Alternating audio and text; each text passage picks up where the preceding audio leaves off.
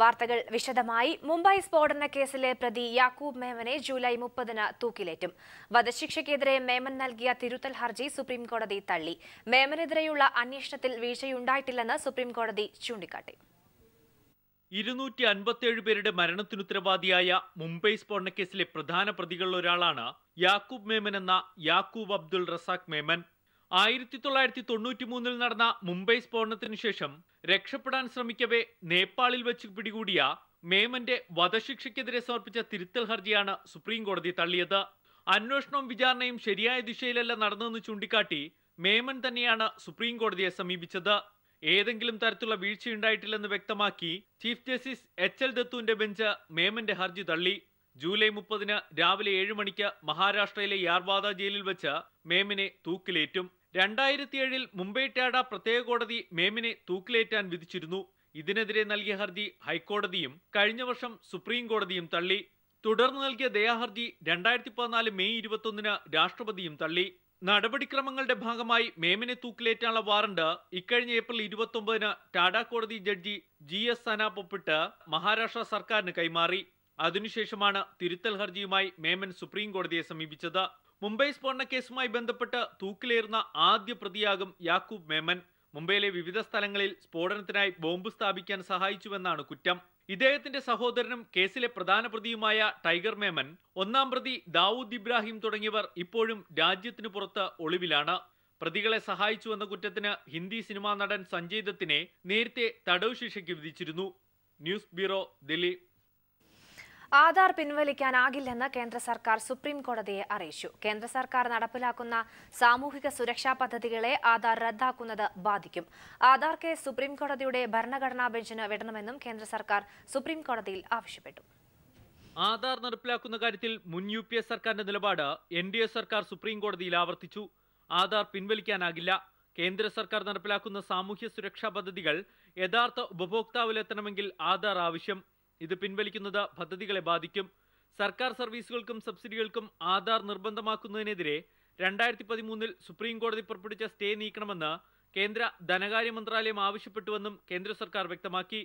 Justice J. Chelameswar അധ്യക്ഷനായ ബെഞ്ചാണ് Aadhaar case പരിഗണിച്ചത്. രാജ്യത്ത് ആധാർ നിർബന്ധമാക്കുന്നതിനെതിരെ സമർപ്പിച്ച പൊതുതാൽപര്യ ഹർജിയിലാണ് കേന്ദ്ര സർക്കാർ നിലപാട് വ്യക്തമാക്കിയത്. നിലവിൽ കേസ് പരിഗണിക്കുന്ന ബെഞ്ചിൽ നിന്നും കേസ് മാറ്റി ഭരണഘടനാ ബെഞ്ചിനെ ഏൽപ്പിക്കണമെന്നും കേന്ദ്ര സർക്കാർ വാദിച്ചു.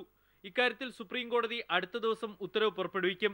2009-ൽ UPA സർക്കാർ കൊണ്ടുവന്ന ആധാർ പദ്ധതിക്കെതിരെ പാർലമെന്റിൽ ശക്തമായ എതിർപ്പുന്നയിച്ചവരാണ് NDA കക്ഷികൾ.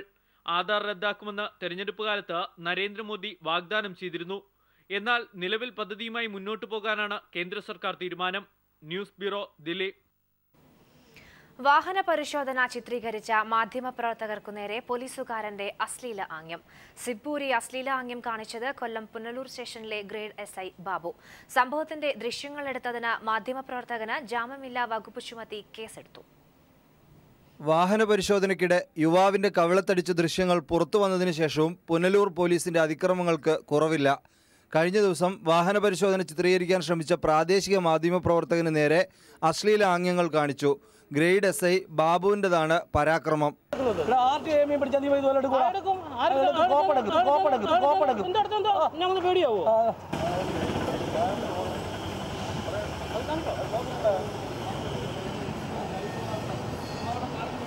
സംഭവം ചിത്രീകരിച്ച പ്രാദേശിക മാധ്യമപ്രവർത്തകനെതിരെ ജാമ്യമില്ലാ വകുപ്പുകളോടെ കേസെടുത്തു.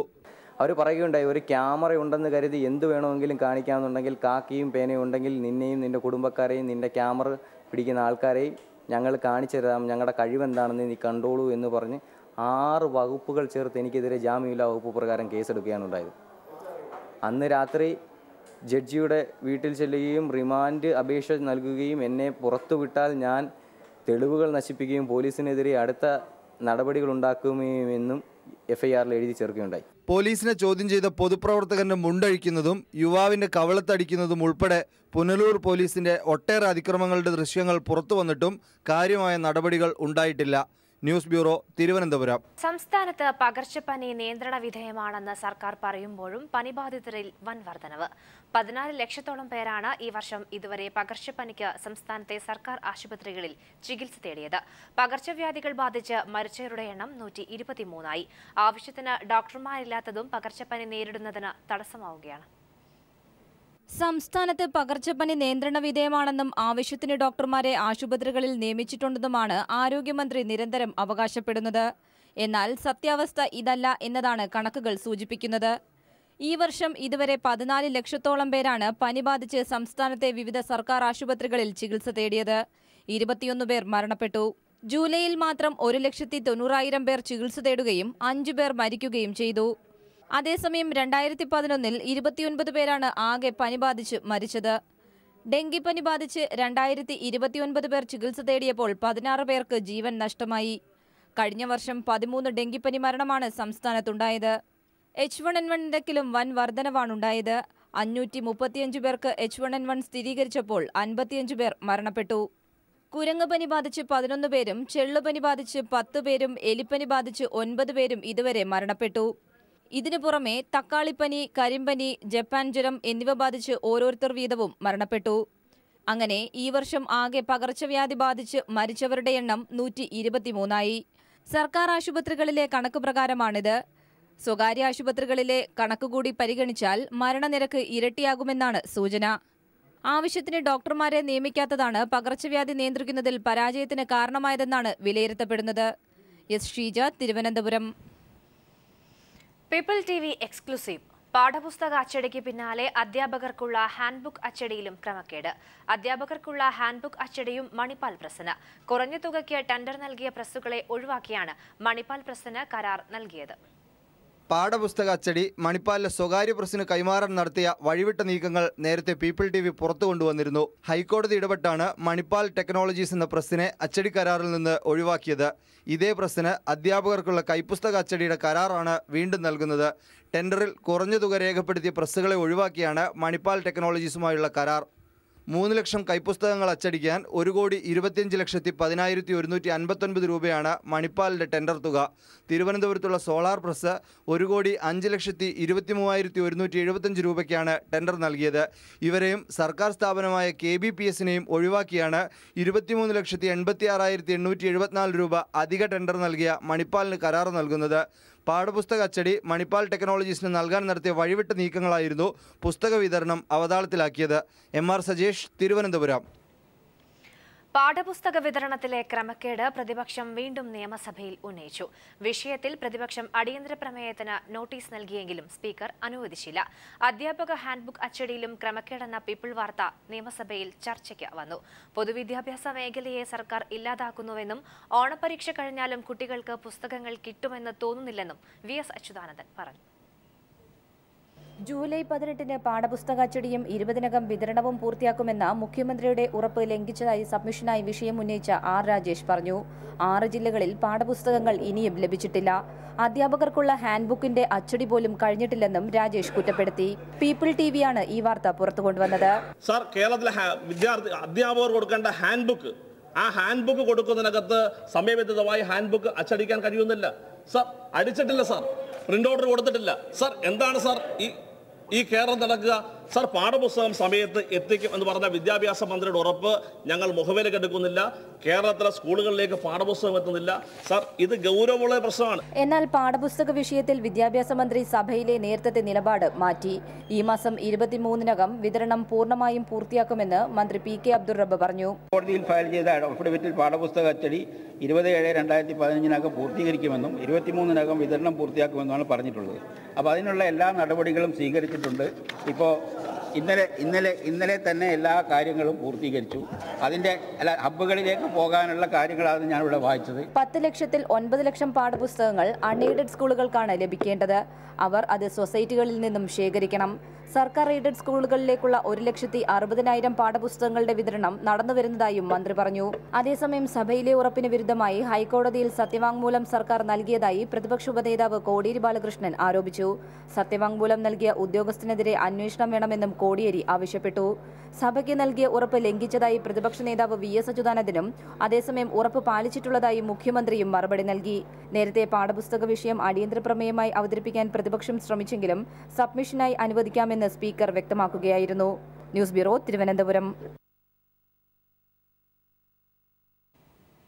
പാഠപുസ്തക അച്ചടി പൂർത്തിയായതായി KBPS ഹൈക്കോടതിയിൽ. ഈ സാഹചര്യത്തിൽ പാഠപുസ്തക വിതരണം 23-നകം പൂർത്തിയാക്കാനാകുമെന്ന് സർക്കാർ ഹൈക്കോടതിയെ അറിയിച്ചു. ഇതോടെ ഹർജി കോടതിയിൽ പൂർത്തിയായി.